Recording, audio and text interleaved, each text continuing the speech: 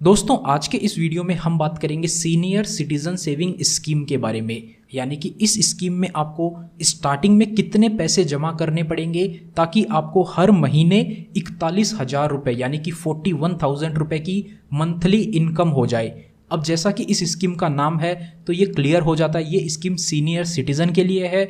और उसी के साथ जैसा मैंने आपको बताया 41,000 रुपये मंथली इनकम प्राप्त करनी है, तो इसका मतलब आपको एक साथ पैसा जमा करना पड़ेगा और हर 3 महीने से यहाँ पर आपको इंटरेस्ट मिल जाएगा। 3 महीने का मैंने डिवाइड करके बोल दिया, यानी कि आपको जो इंटरेस्ट मिलेगा 3 महीने से 1,23,000 रुपये मिल जाएगा, तो उसको अपन ने 41,000 बोल दिया है। तो इस वीडियो में हम बात करेंगे सीनियर सिटीजन सेविंग स्कीम क्या है, कौन कौन इस स्कीम में अकाउंट खोल सकता है, उसी के साथ बात करेंगे इसमें आप कितने रुपए जमा कर सकते हैं, यानी कि कम से कम और ज़्यादा से ज़्यादा कितने रुपए आप जमा करवा सकते हैं, कौन कौन इसमें इन्वेस्ट कर सकता है। साथ ही बात करेंगे अगर आपको बीच में पैसे की ज़रूरत पड़ जाती है तो क्या आप इसको बीच में यानी कि प्री मैच्योर क्लोज करवा सकते हैं या फिर नहीं, और अकाउंट कितने समय के बाद में क्लोज होगा, आपको कितना पैसा वापस मिलेगा, कितना इसका इंटरेस्ट रेट है, सारी जानकारी आपको इस वीडियो में मिल जाएगी। Welcome to post office pro where finance meets opportunity. तो वीडियो को शुरू करें उससे पहले आपसे एक ही रिक्वेस्ट है, वीडियो को पूरा देखना। वीडियो पसंद आती है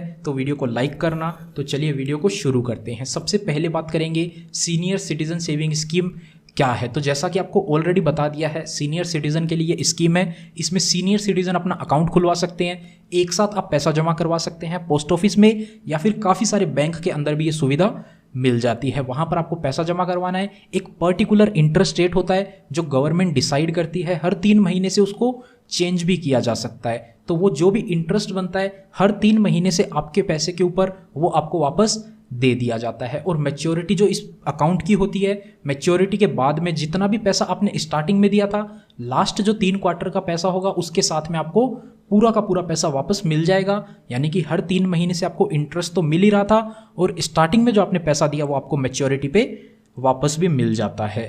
तो अब बात करते हैं कौन कौन इस स्कीम में अपना अकाउंट खुलवा सकता है। तो देखिए ये स्कीम सीनियर सिटीजन के लिए है। तो इंडिया में जो सीनियर सिटीजन की डेफिनेशन होती है उसको 60+ बोला जाता है। तो यानी कि जिसकी एज 60 साल से ऊपर है वो इसमें अपना अकाउंट खुलवा सकते हैं। केवल इतना ही नहीं, उसके अलावा और भी कंडीशन है। कुछ लोग अगर इस कंडीशन को पूरा कर लेते हैं तो उनको भी अकाउंट ओपन करने की फैसिलिटी मिल जाती है 60 साल से कम की एज में। क्या क्या कंडीशन है आइए देखते हैं। जिसकी एज 55 से लेकर 60 के बीच में है, यानी कि 55 से लेकर 60 के बीच में है, वो भी अपना अकाउंट खुलवा सकते हैं। क्या है कंडीशन, उन्होंने अपने प्रोफेशन से रिटायरमेंट ले लिया हो, वॉलंटरी रिटायरमेंट लिया हो, तो वो अपना अकाउंट इसमें खुलवा सकते हैं। अब जो वो रिटायरमेंट लेंगे, जो भी उनको रिटायरमेंट बेनिफिट्स के नाम पे पैसा मिलता है, उस पूरे पैसे को वो इसमें इन्वेस्ट कर सकते हैं। मैक्सिमम लिमिट जो है इसकी वो बात करेंगे, उस लिमिट के अंदर होना चाहिए वो अमाउंट, उतना आप इन्वेस्ट कर सकते हैं। और जब रिटायरमेंट बेनिफिट आपको मिल रहे हैं, वो पैसा जब आपको मिल रहा है विदिन 1 मंथ यानी कि 1 महीने के अंदर अंदर आप अकाउंट ओपन करवा सकते हैं। अगर नहीं करवाया तो आप नहीं करवा पाएंगे, फिर आपको 60 की एज का वेट करना पड़ेगा। और इसी तरह से जिसकी एज 50 साल से ज़्यादा है और वो डिफेंस सेक्टर में सर्विस दे रहे थे अपनी, वो लोग भी अपना अकाउंट खुलवा सकते हैं। सेम कंडीशन है, 1 महीने के अंदर अंदर अकाउंट ओपन करवाना पड़ेगा रिटायरमेंट बेनिफिट मिलने के बाद में। और देखिए इस स्कीम के अंदर एक पर्सन एक ही अकाउंट खुलवा सकता है, ऐसी कोई कंडीशन नहीं है। एक व्यक्ति कितने भी अकाउंट खुलवा सकता है। आज आपके पास कुछ पैसा है, आज आप खुलवा सकते हैं, अब दोबारा उस अकाउंट में पैसा जमा नहीं करवा सकते, आपको और पैसा जमा करवाना है, अब दूसरा अकाउंट खुलवा सकते हैं। लेकिन टोटल मैक्सिमम लिमिट है, उसकी भी बात अपन करेंगे। उसी के साथ साथ में आपको अगर जॉइंट अकाउंट खुलवाना है तो हस्बैंड और वाइफ मिलकर जॉइंट अकाउंट खुलवा सकते हैं। उसके अलावा आप किसी तीसरे पर्सन के साथ जॉइंट अकाउंट नहीं खुलवा सकते हैं। और जॉइंट अकाउंट के केस में फर्स्ट अकाउंट होल्डर और सेकंड अकाउंट होल्डर जो होते हैं, उसमें जो फर्स्ट अकाउंट होल्डर आप नाम लिखवाना चाहते हैं उसकी एज क्राइटेरिया ही चेक किया जाएगा। उसकी एज अगर 60 साल से ऊपर है यानी कि वो एलिजिबल है अकाउंट खोलने के लिए, तो आप जॉइंट अकाउंट खुलवा सकते हैं। दूसरे पर्सन की एज मैटर नहीं की जाती है। अब बात करते हैं डिपॉजिट लिमिट की, यानी कि कितना पैसा आप कम से कम और ज़्यादा से ज़्यादा इस स्कीम के अंदर जमा करवा सकते हैं। तो देखिए अकाउंट खुलवाने के लिए आपको कम से कम 1,000 रुपये जमा करवाना ही करवाना पड़ेगा। उसके बाद में आप मल्टीपल ऑफ 1,000 यानी कि 1,000 के बाद में 2,000, 3,000, 4,000, 5,000, 50,000, 1 लाख, कितना भी पैसा आप जमा करवा सकते हैं, मल्टीपल ऑफ 1000 होना चाहिए। आप सोचें 10,500 रुपये जमा करवाएं तो ऐसे नहीं करवा सकते हैं। और मैक्सिमम जो लिमिट है एक पर्सन के नाम पे वो है 30 लाख रुपए की। एक व्यक्ति 30 लाख रुपए अपने नाम से जमा करवा सकता है। मतलब कि आज आपने अकाउंट खुलवाया, 15 लाख जमा करवा दिए, आपको दोबारा पैसा जमा करवाना है तो उस अकाउंट के अंदर आप जमा नहीं करवा सकते, आपको दूसरा अकाउंट ओपन करवाना पड़ेगा और उसमें आप और पैसा जमा करवा सकते हैं। जब तक आपके नाम पे टोटल 30 लाख रुपए नहीं हो जाते आप इसके अंदर अकाउंट खुलवा सकते हैं। सिंगल अकाउंट की लिमिट 30 लाख रुपए है। और जिन लोगों की एज अगर अभी 60 साल नहीं हुई है और वो रिटायरमेंट वाले कंडीशन से अपना अकाउंट ओपन करवाते हैं तो उनके लिए जो डिपॉजिट लिमिट होती है वो होती है, उनको जो भी रिटायरमेंट बेनिफिट मिल रहा है मैक्सिमम अमाउंट उतना ही जमा करवा सकते हैं। विदिन 30 लाख ही होना चाहिए। यानी कि आपको रिटायरमेंट बेनिफिट मिल रहा है 15 लाख रुपए का टोटल और आपके पास अपने अलग से 15 लाख रुपए पड़े हैं, आप सोच के 30 लाख रुपए जमा करवा दें तो ऐसा नहीं कर सकते हैं। आपको वो 30 लाख रुपए की लिमिट करने के लिए आपको पहले वेट करना पड़ेगा 60 साल का। आपको जो रिटायरमेंट बेनिफिट के नाम पे 15 लाख मिले हैं आप उतना ही पैसा जमा करवा सकते हैं। आपकी एज अगर 60 साल से ज़्यादा हो गई है तो आप नॉर्मल जो 30 लाख की लिमिट है उसको फॉलो कर सकते हैं। रिटायरमेंट बेनिफिट के नाम पे क्या क्या मिल सकता है, पीएफ का पैसा मिलता है, ग्रेच्युटी मिलती है, पेंशन मिल जाती है, कोई लीव इनकैशमेंट आपने करवाया हो लास्ट में वो मिल जाता है, और भी कोई आपको एम्प्लॉयर की तरफ से इंश्योरेंस मिला हुआ हो, काफ़ी तरह के इंश्योरेंस अमाउंट हो सकते हैं। वो पैसा कंपाउंड यानी कि उन पैसे को सारे को जोड़ करके वो अगर जो मैक्सिमम लिमिट है वो आप उतना पैसा जमा करवा सकते हैं। और अगर आपने गलती से भी ज़्यादा पैसा जमा करवा दिया, देखिए कई लोग क्या करते हैं, एक पोस्ट ऑफिस में अलग अमाउंट जमा करवा दिया फिर दूसरे पोस्ट ऑफिस में जाके करवा देते हैं या बैंक में करवा देते हैं। तो पहले तो ये हो जाता था लेकिन आजकल पैन कार्ड से डिटेक्ट हो जाता है, लेकिन फिर भी गलती से आपका पैसा ज़्यादा जमा हो जाता है इस मैक्सिमम लिमिट से। और जैसे ही वो पकड़ में आएगा आपका जितना भी इंटरेस्ट है वो काट के कम कर दिया जाएगा। जो पोस्ट ऑफिस का नॉर्मल सेविंग अकाउंट होता है उस लिमिट का ही इंटरेस्ट आपको दिया जाएगा अगर आप लिमिट से ज़्यादा पैसा जमा करवा देते हैं। अब बात करते हैं इंटरेस्ट रेट की। तो यहाँ पर जो इंटरेस्ट रेट है वो है अभी के टाइम में 8.2% के। पोस्ट ऑफिस में अकाउंट खुलवाएं आप चाहे किसी भी बैंक में अकाउंट खुलवाएं, ये जो इंटरेस्ट रेट है ये गवर्नमेंट की तरफ से ऑफर किया जाता है। तो आपका पैसा पूरी तरह से इस स्कीम में सेफ रहने वाला है। आपको जो है 8.2% के रेट से इंटरेस्ट मिल जाएगा। और यहाँ पर जो इंटरेस्ट है वो मिलता है आपको क्वार्टरली बेसिस पे, यानी कि हर 3 महीने का जो भी इंटरेस्ट है वो आपको अगले वर्किंग डे पे मिल जाएगा। यानी कि जनवरी से लेकर मार्च तक का जितना भी इंटरेस्ट बनेगा वो आपको 1 अप्रैल को दे दिया जाएगा। अगर 1 अप्रैल की छुट्टी है तो वो 2 अप्रैल को आपके सेविंग अकाउंट में ट्रांसफ़र कर दिया जाएगा। ऐसे ही 1 अप्रैल से लेकर 30 जून तक का इंटरेस्ट 1 जुलाई को आ जाएगा और 1 जुलाई से लेकर 30 सितंबर तक का इंटरेस्ट 1 अक्टूबर को आ जाएगा और 1 अक्टूबर से लेकर 31 दिसंबर तक का इंटरेस्ट आपके बैंक अकाउंट में 1 जनवरी को आ जाएगा। ऐसे हर 3 महीने से इंटरेस्ट आपके बैंक अकाउंट में आता रहेगा। और उसी के साथ साथ बात करते हैं, अगर आप इंटरेस्ट को बैंक में नहीं लेते हैं, आप सोचते हैं वहीं पे इंटरेस्ट को पड़ा रहने दें और उस इंटरेस्ट के ऊपर भी इंटरेस्ट मिलेगा, तो ऐसा नहीं है। आपको इंटरेस्ट अमाउंट लेना है। अगर आप नहीं लेते हैं तो उस पर कोई भी इंटरेस्ट नहीं मिलेगा, जितना पैसा था वो उतना ही आपको वापस मिलेगा। अब बात कर लेते हैं इंटरेस्ट के कैलकुलेशन की, यानी कि कितना पैसा जमा करने पे आपको कितना पैसा मिलेगा। और जो हमने स्टार्टिंग में बात करी थी, हर महीने 41,000 रुपये लेने के लिए आपको कितना पैसा जमा करना पड़ेगा। तो देखिए, अगर आप इस स्कीम के अंदर अकाउंट खुलवा के 1 लाख रुपये जमा करवाते हैं तो आपको जो इंटरेस्ट रेट बताया वो है 8.2% का, तो 1 साल का हो जाता है 8200 रुपये, 8200। यानी कि हर क्वार्टर, हर 3 महीने से आपको 2050 रुपये आपके बैंक अकाउंट में ट्रांसफ़र कर दिए जाएंगे। हर 3 महीने से 2050 रुपये की इनकम आपको होती रहेगी और ये 5 साल तक आपको इनकम मिलती रहेगी और 5 साल के बाद में आपका पैसा जो था वो वापस 1 लाख रुपये वापस आपको मिल जाएगा। इसी तरह से अगर आप 2 लाख रुपये जमा करवाते हैं तो आप इसको डबल कर दीजिए, 2050 की जगह 4100 रुपये हो जाएगा।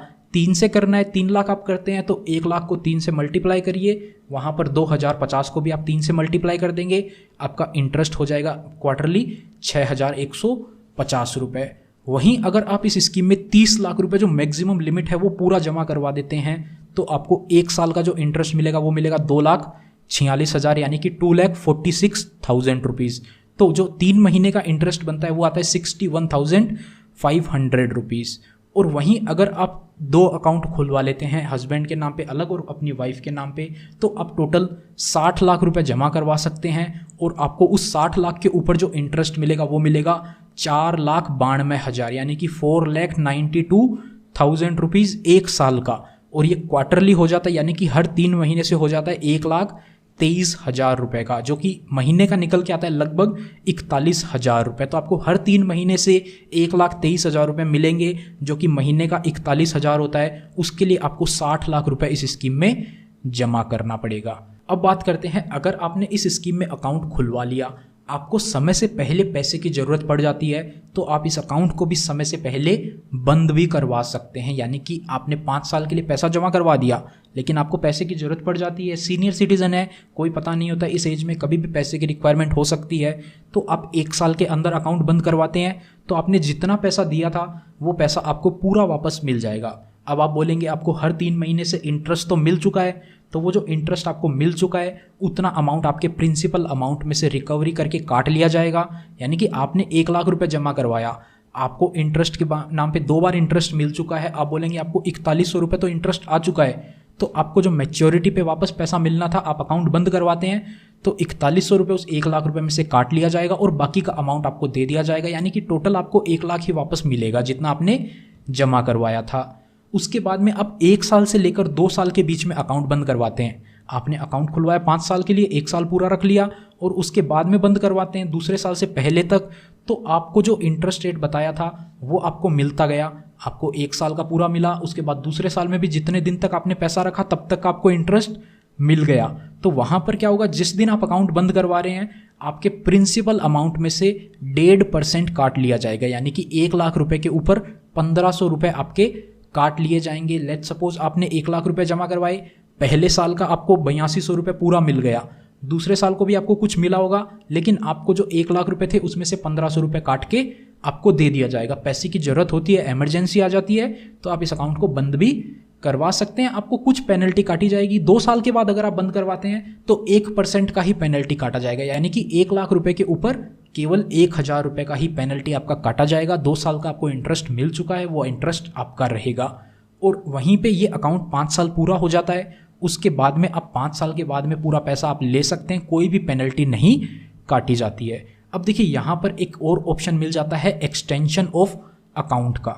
यानी कि 5 साल का अकाउंट है, आप 5 साल के बाद में उस पैसे को नहीं भी लेना चाहते हैं तो आप उस अकाउंट को 3 साल के लिए और बढ़ा सकते हैं। आप चाहें तो एक बार का ही ऑप्शन है, 5 साल प्लस 3 साल, यानी कि आप मैक्सिमम 8 साल के लिए पैसा रख सकते हैं।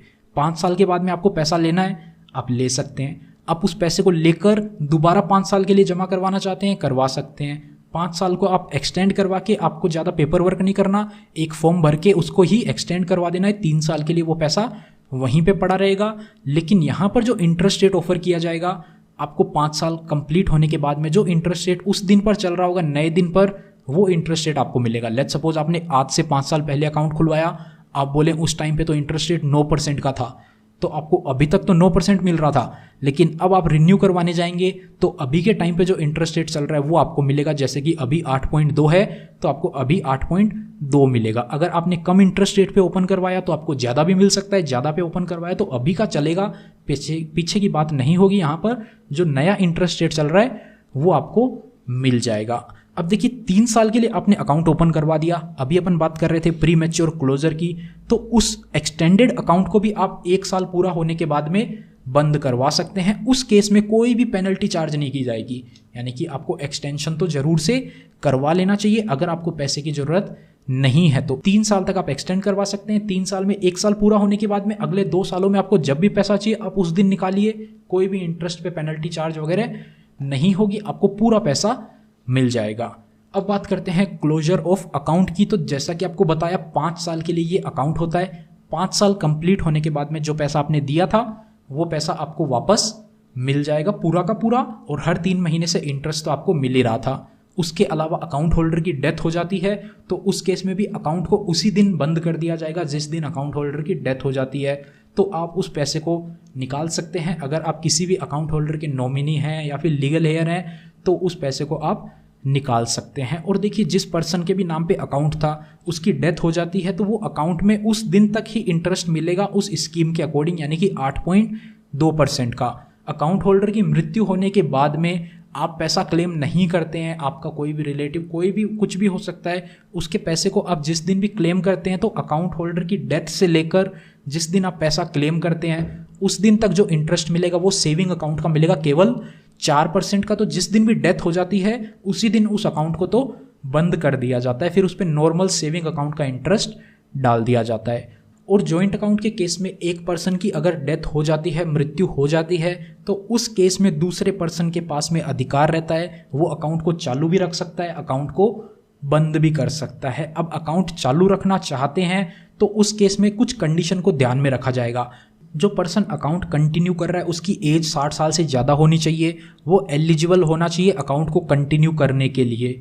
उसी के साथ साथ उसके खुद के नाम पर अगर 30 लाख रुपए अलग से है और हस्बैंड के नाम या वाइफ के नाम जो स्पाउस है उसके नाम पे 30 लाख अलग था, तो टोटल इन्होंने 60 लाख रुपए जमा करवा रखा था। उसमें से अगर एक व्यक्ति की मृत्यु हो जाती है तो वो है जो मैक्सिमम लिमिट को 30 लाख रुपए ही कंटिन्यू कर सकते हैं, टोटल 60 लाख रुपए कंटिन्यू नहीं किया जा सकता है। एक पर्सन के नाम पे 30 लाख की ही लिमिट रह जाती है उसके बाद में।